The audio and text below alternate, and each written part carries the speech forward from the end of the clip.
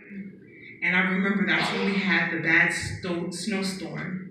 During that time, I actually was doing free Zumba classes for my community, and I was doing that 3 days a week. Um, and it was great. There were a lot of people who started getting their lives together and getting in shape. At that time, I was sharing my story of how in 2010, I actually was diagnosed with MS, which is multiple sclerosis. At that time, I had actually lost my vision. I was completely numb on my right side, and I could barely walk. My mobility was very limited. And by me changing up my diet, living a better lifestyle, I actually was able to change that around and put my MS into remission. So when I was sharing my story, people were like, oh, that's great. But I didn't feel like it was enough to get people to be inspired to really, really make a change. So I remember I had a conversation with God. And it is true, you have to be careful what you ask for because He's going to give it to you. And sometimes that's not in the way that you expect it to be, but it's all going to work out for the good. So I was sitting on the couch one day and I said a prayer. I said, God, I'm not sure what it is that you are calling me to do. I hear you calling me, and I know it's supposed to be for something great. So I'm asking that you reveal it to me what I'm supposed to be doing and the way that I'm supposed to do it.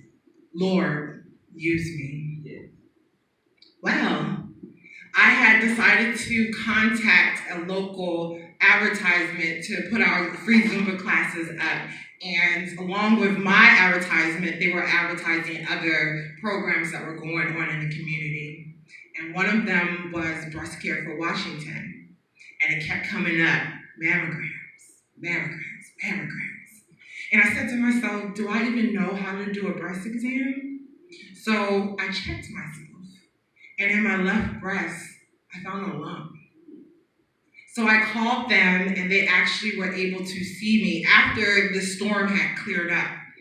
And so I went in, and they did all these testing and things like that.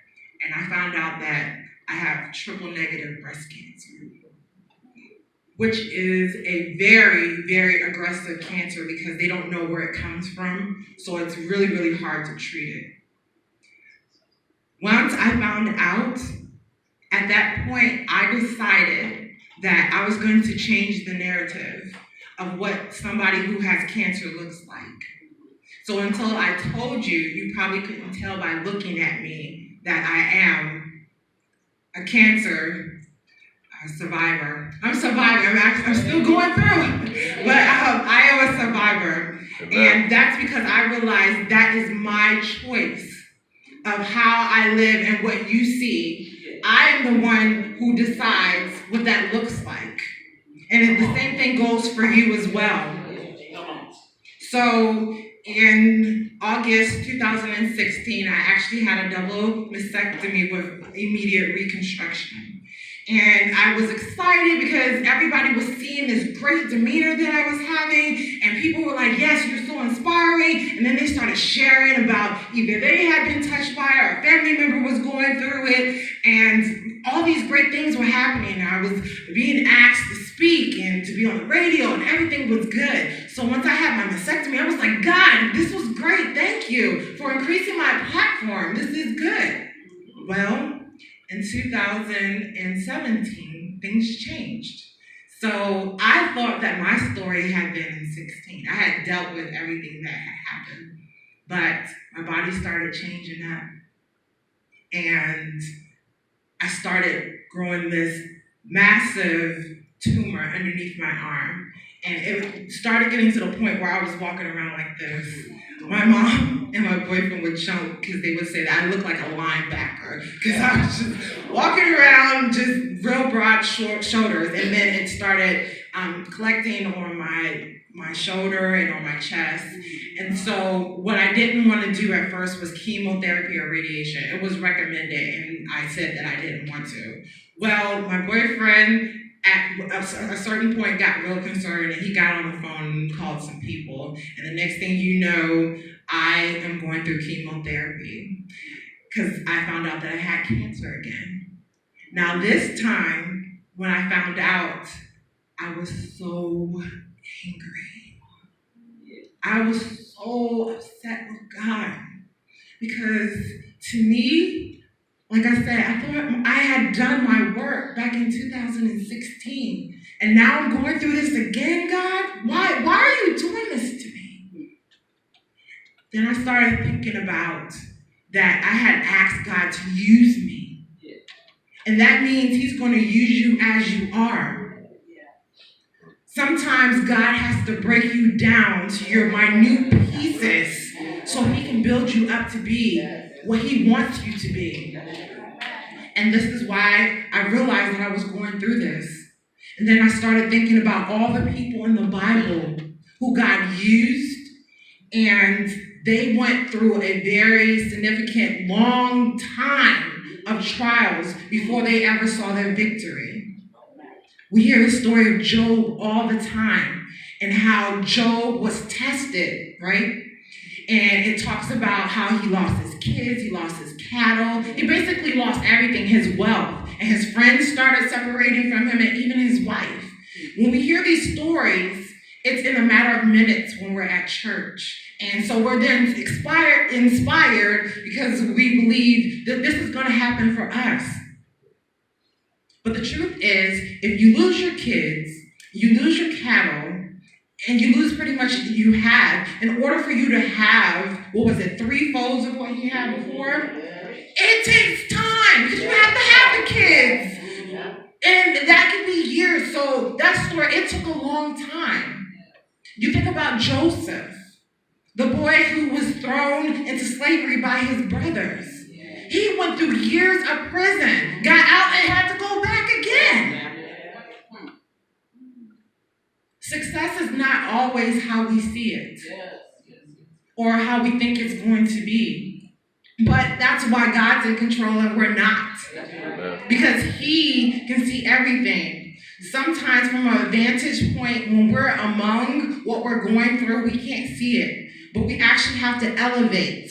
Think about going up some stairs and how you look over the balcony. Your perspective changes and you can see everything. And that's why we have to lean on God so he can lift us up out of our situation so we can understand what's going on. I now am actually grateful and thankful because God has allowed me to be into so many different positive situations where I can help inspire people to be the best of them every day. A story that I've started sharing, and this is the last story I'm going to share before we close. And this is really me standing in my truth. One of my many stories of how I had to overcome.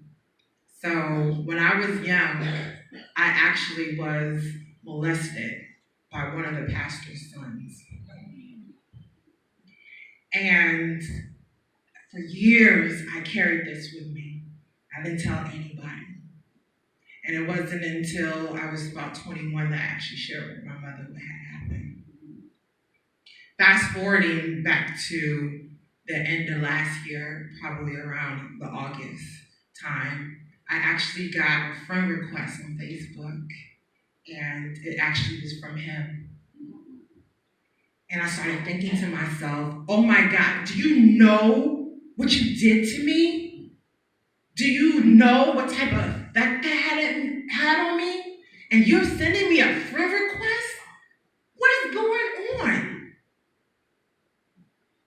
I decided that in order for me to heal completely,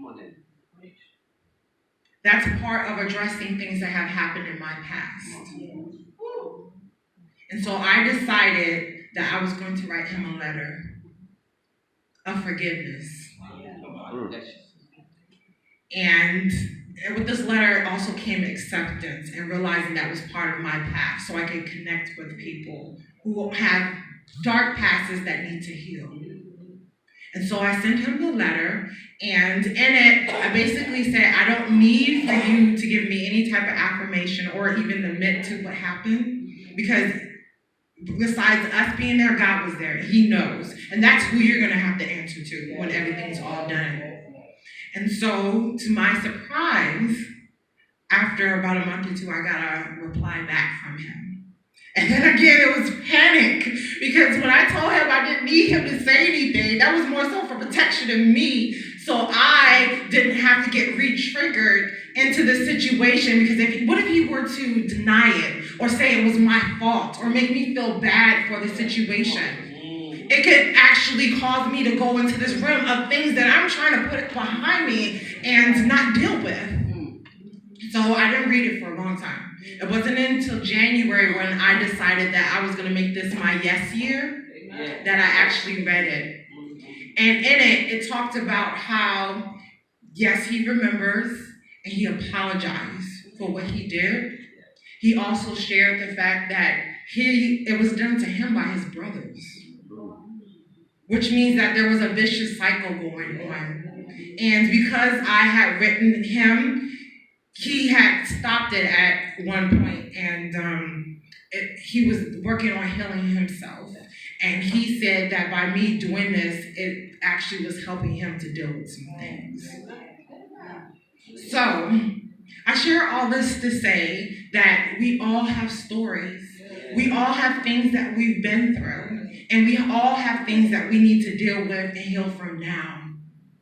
So, my charge to you is to really take some time and sit with yourself and think about the things that you're going through. Sometimes the hardest person to be with is ourselves. Because when we start hearing all these things that start pouring into us, it becomes heavy. And then we can start this self-doubt, self-disbelief, things that will keep us from being our best selves. And once we know, we're able to address those things and be the best of us. Our mess is what God has given us so we can have our best message. So I thank you so much for allowing me to be here. And when you leave here today, you remember to live every moment, every day, giving the world the best of you. Thank you.